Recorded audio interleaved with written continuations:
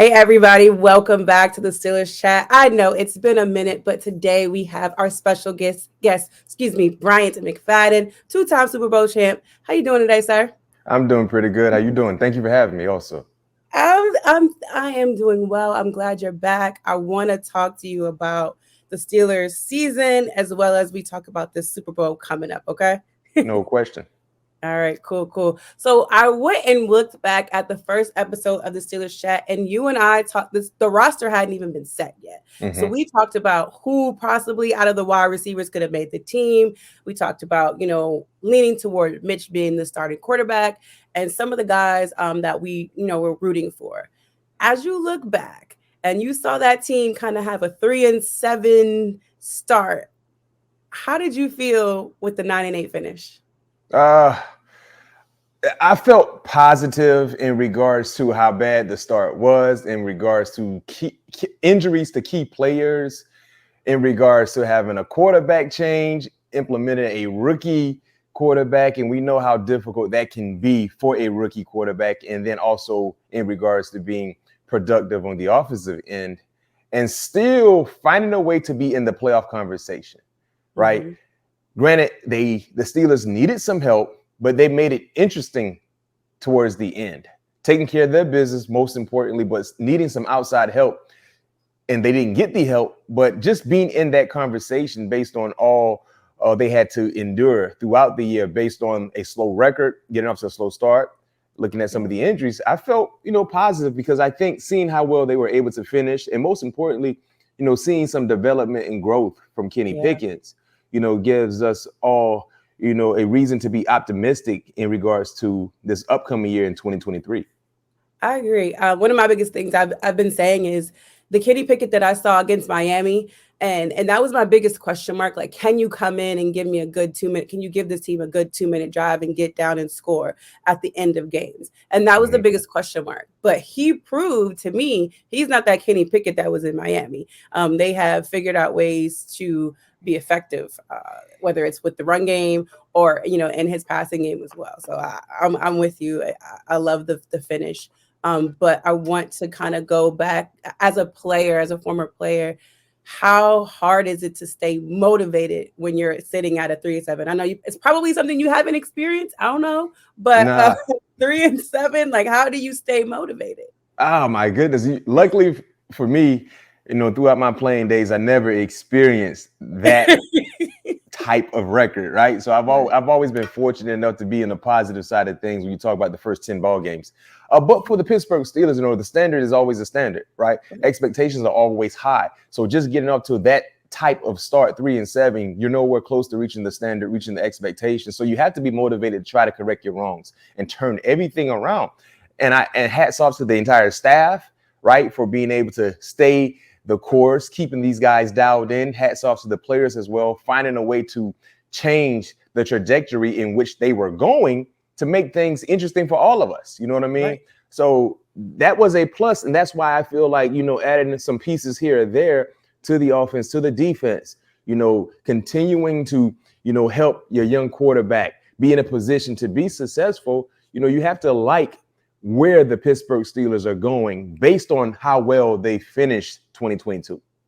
Yeah. And I don't know if you got to see any of Art Rooney's interviews over the last 2 weeks or so. But my biggest re-sign for the Steelers is Alex Highsmith.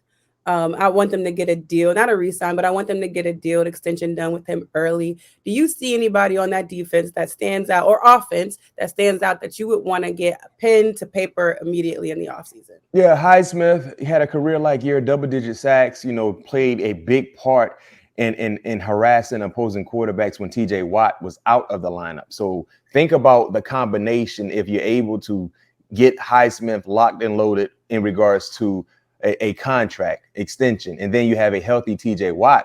You're looking at two dynamic guys that can win one-on-one opportunities. And then when you transition to the third level guys in the secondary, Cam Sutton, had a huge year, had a real good year, came up with some big time interceptions, showcased that he can be a reliable guy in coverage and in tackling as well. And just a playmaker, you know what I mean? A playmaker. So I think his contract is up, if I'm not mistaken, But I think that is a guy you need to find a way to lock up long term as well.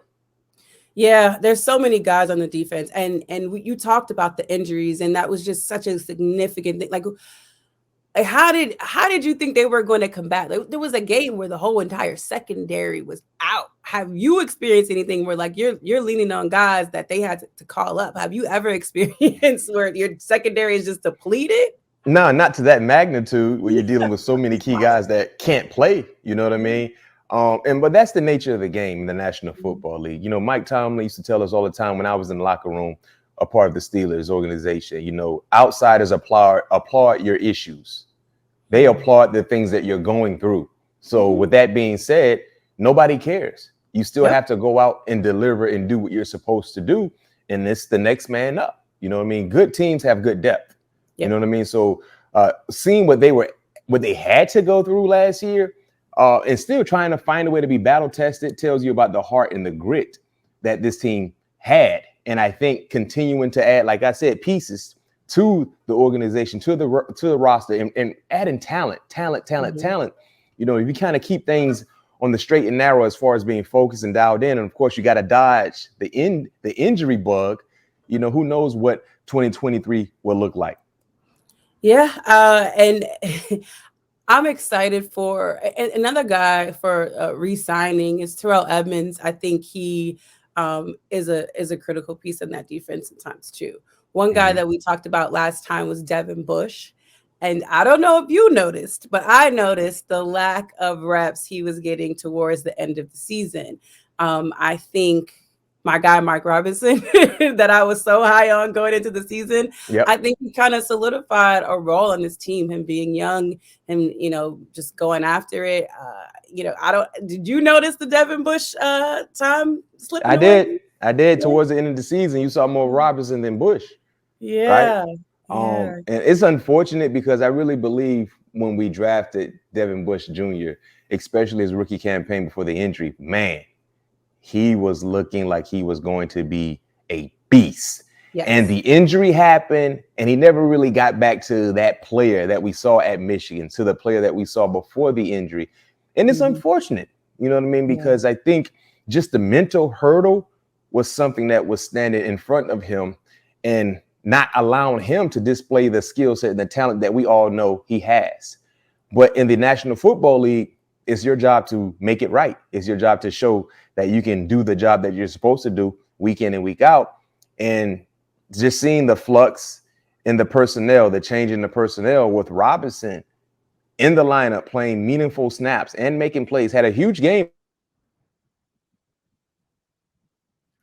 He's a guy who some may consider to be undersized, but he plays bigger than his measurables. Yeah, he does. He plays with a lot of energy, and he flies to the football.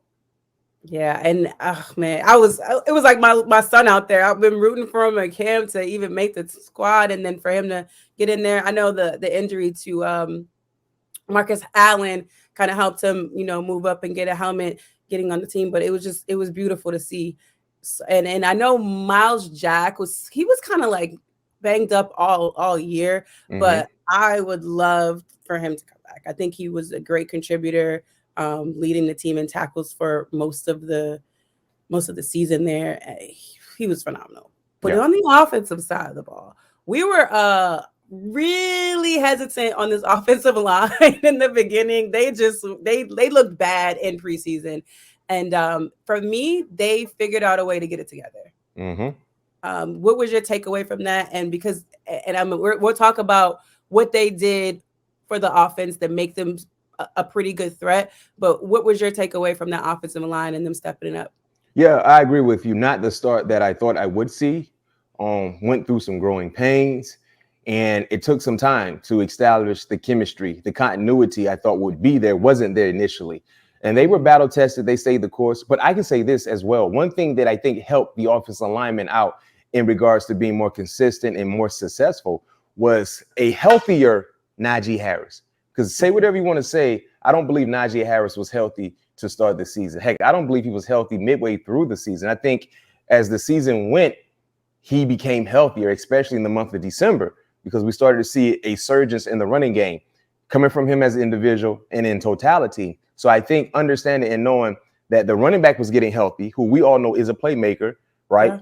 That helped the offensive lineman out in regards to run blocking. And then they became better in pass pro as well.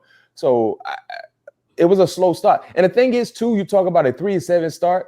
You're not 3-7 in the first 10 ball games because one unit is bad. Right. You know what I mean? So everybody wasn't really doing what they're supposed to do. Yeah. You know what I mean? So clearly we the highlight offensively was the line because we thought we would see better play. And that has really been an Achilles heel for our offense for some years now. Yeah. Not just one. Yeah. So multiple years. But you touched on were high, but they got better as the season went on, especially in the month of December. Mm-hmm. You touched on Najee and we didn't talk about the running backs before the season started, but the duo of Jalen and Najee, I think, is a tandem that I would love to have for as long as you could have it. I did not anticipate Jalen getting the number of snaps that he did, being as impactful as he was, but it was so exciting and refreshing to see. I love them too together. And you know, when there was doubt that is Najee healthy, you know, what's going on there, I was excited to see Jalen out there. It's not too many people that are that excited to see their backup or number 2 running back get out on the field. But I was so confident. And one thing I like about Jalen, I love the burst, right? It's not one thing. Some of the things I like, the burst, how explosive he is, the physical nature in which he runs with. And when it comes to protecting his quarterback and pass blocking, he's the best we have on our team. He's the best we have on our team. And he protects the quarterback like it's his last thing to do. So, I mean, and he's not a big guy, but he's a strong guy. Undersized, but extremely strong with a huge impact. His blow is impactful. Now it's like continuing to do so because, like you mentioned, they're 2 different backs. They can coexist nicely together, but they complement each other well also. Yeah. So when you talk about having 2 backs, most offenses nowadays, they have 2 backs you can rely on. You know what I mean? So it's not just having one guy and that's it. You know, offense is trending to having 2 backs, and I think we do so. Yeah, I mean, I just feel like it's been a while since you said you had like a double-headed running back team that was just effective and efficient. And I mean, if those 2 guys can stay healthy and that line can create, you know, plays for them or, you know, avenues for them to make plays, they're going to be unstoppable. Yeah. And one of the guys we had starting in the wide receiver room, Chase Claypool, the trade, I think, brilliant. Look, sad to see the guy go. You know, the guy is talented, but what they got for Chase Claypool, I gotta give. They might have made the trade of the season. Again, in the second round in return, and just seeing how Pickens was just growing in the offense, becoming a reliable pass catcher, playmaker. Yeah. And then, unfortunately for Claypool, he goes to Chicago and really didn't give them what they thought they would see. That's unfortunate. But for Pittsburgh, you trade away Claypool, a guy who was coming towards the end of his rookie deal, who was looking at some point to be paid. Yep. George Pickens is a guy who emerged to be, you know what, a playmaker for us. And you can say we got 2 number 1s right now, and you get a 2 in this year's draft. So, yes, the Steelers won that draft, but are we really surprised? Because that's one thing the Pittsburgh Steelers do. They go get wide receivers. Yeah, they draft them well. I'm not surprised at the guys that they have at wide receiver. I am surprised at how well played the deal was. And no, you don't really know what Chicago's going to do. You know, Claypool could go there and their offense could just go on a magnificent run. You don't know, but how it played out, it just made that front office look genius. And at the time, it made sense for both teams. Yeah. At the time, you know what I mean? So, but for us being Steelers, you know, we love it because like I said, I think we got 2 number 1s at the wide receiver spot. Wide receivers are a dime a dozen. It's really hard. And that's why people are so hard on Deontay Johnson. I don't understand it. For me, just I don't have the fan mentality about it. He didn't get a touchdown. Okay, you paid him X amount of money. Okay, but you still can't leave this man unguarded. He is still a threat. He is still your number 1 guy here.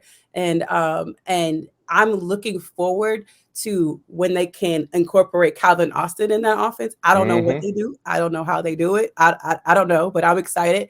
And add another level of speed to that offense. And don't forget about what Anthony Miller, Yeah, Anthony remember Miller, as they well, signed an him. Yep. experienced guy. He Mhm. was hurt basically the entire season. He was having a real good training camp also.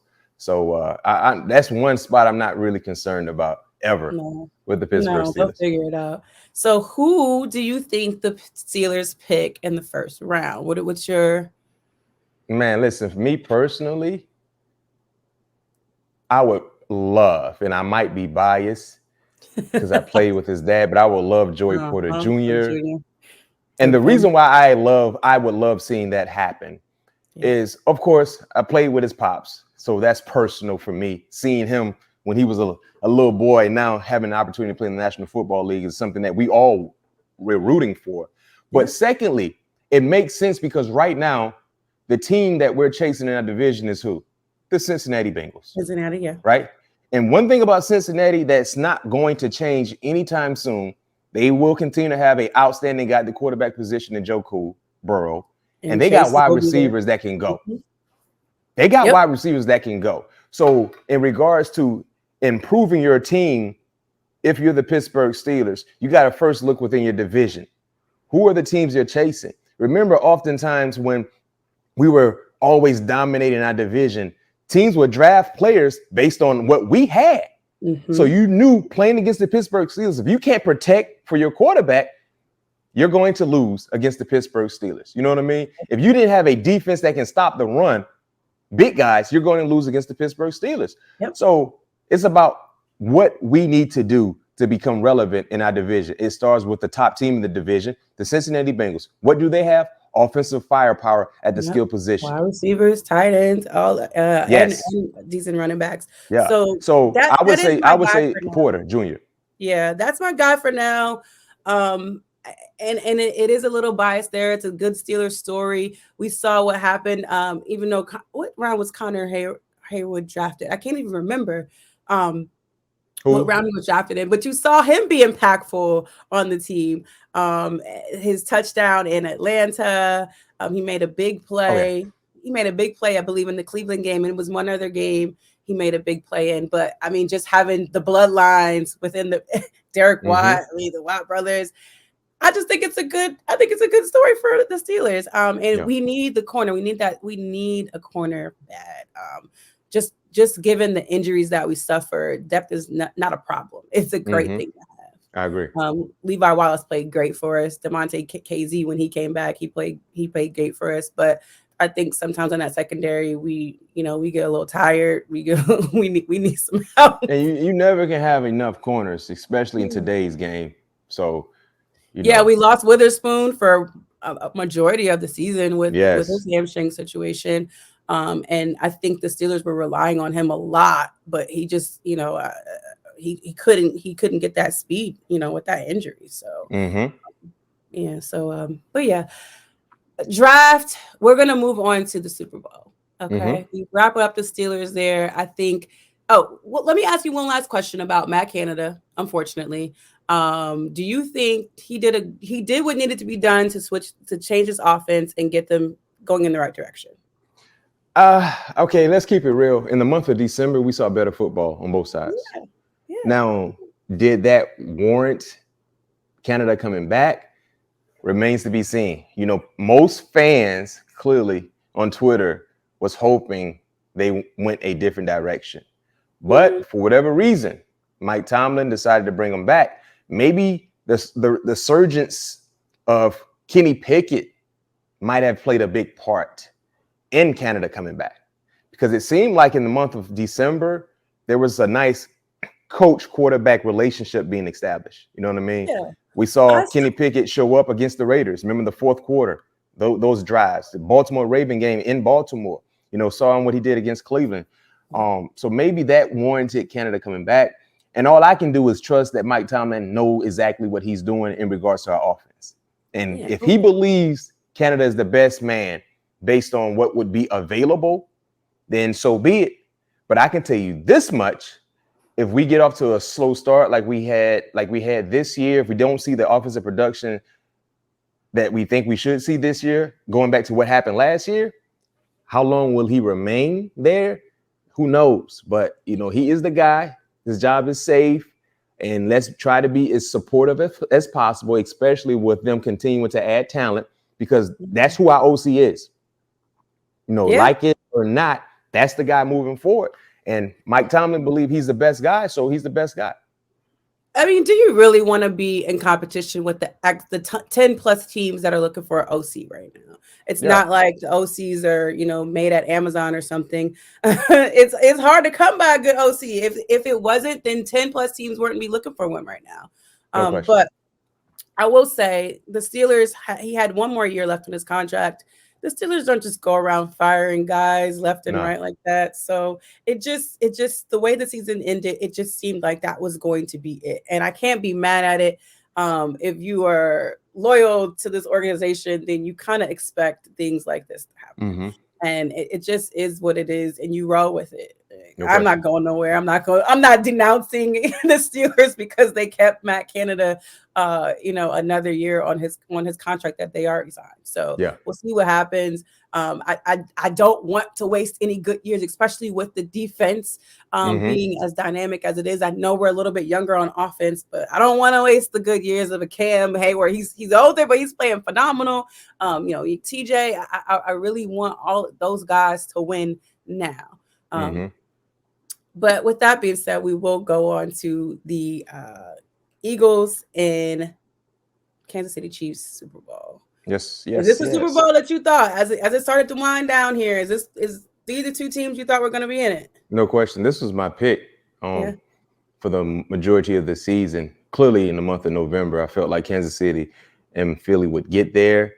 They didn't disappoint. Hopefully, we see a healthy Pat Mahomes. But as I see it today, I think the Eagles will win. They just got too many 5-stars. They have too many talented players on both sides of the ball. It will be a tall task to ask of Pat Mahomes, but if there's someone who can answer that tall task, it is Pat Mahomes. Best quarterback in the game right now. Seeing what he did last week against Cincy on one good ankle. He lost 3 wide receivers during that ball game now.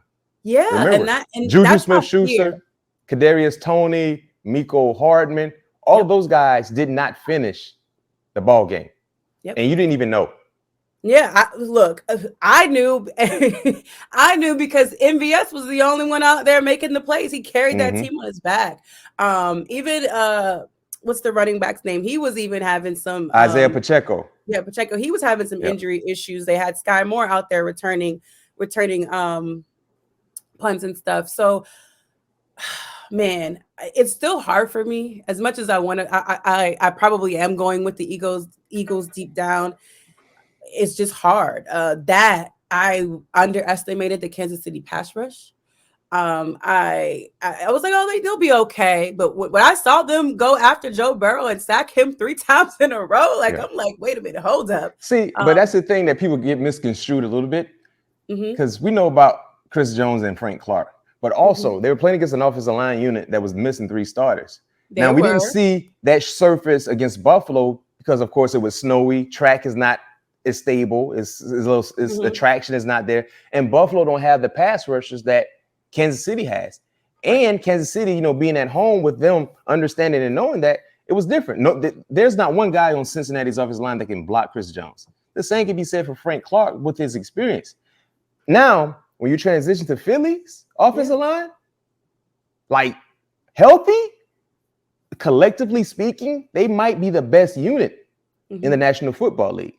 So there lies the question in regards to the Chiefs' defense, because they have like 3 rookies playing in the secondary that have really done a good job playing big time ball. He got an interception. So yes, Watson, in my opinion, for that game, you got Williams. Team that got the last turnover was going to win.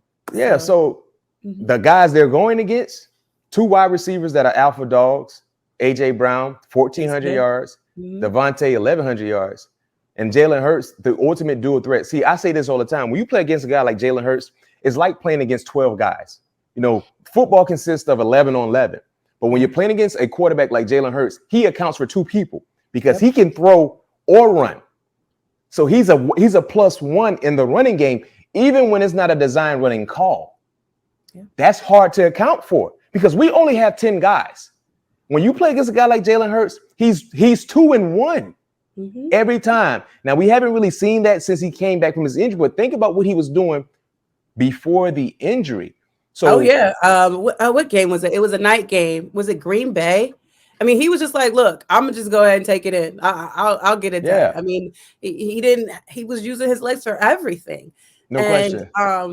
And a game like this is where you anticipate that if there's nothing there, all my guys are locked up for whatever reason. I'm taking it. I'm going off, and Kansas City has to be ready for that. And the biggest thing for Kansas City, I don't know how significant the Hardman and the Juju knee and the Tony injury. I don't know how these guys are going to be feeling to go out there and be great. We know Kansas City gets it done with anybody. They put anybody out there. But locking Travis Kelce down is one thing, but it didn't work out for Cincinnati. They still figured out a way. Yep. So it's so hard. I really want to go Eagles here, but Eagles is. I probably go. If I had to put my money down, I put it on the Eagles. But well, you got time to change your mind. I know. Like I need a little bit more time. We got another week to change to kind of figure out injuries and all that good stuff. Yeah, so we'll see. But I wanted to thank you. Thank you so much for joining me today. And make sure you guys catch him on CBS. Let everybody know where they can find you and follow you. CBS Sports HQ, CBS Sports Network, talking football year round. That's all I love doing. Co-host of the All Things Covered podcast that I do with Patrick Peterson as well. Follow me on social media, BMAC_sports talk. Same handle name for all social media platforms. All right. Thank you, Bryant. We'll be catching you on CBS and on YouTube, man. And watch out for his picks too, y'all now. He can win you some money. All right. Take care, man. All right. Thank you.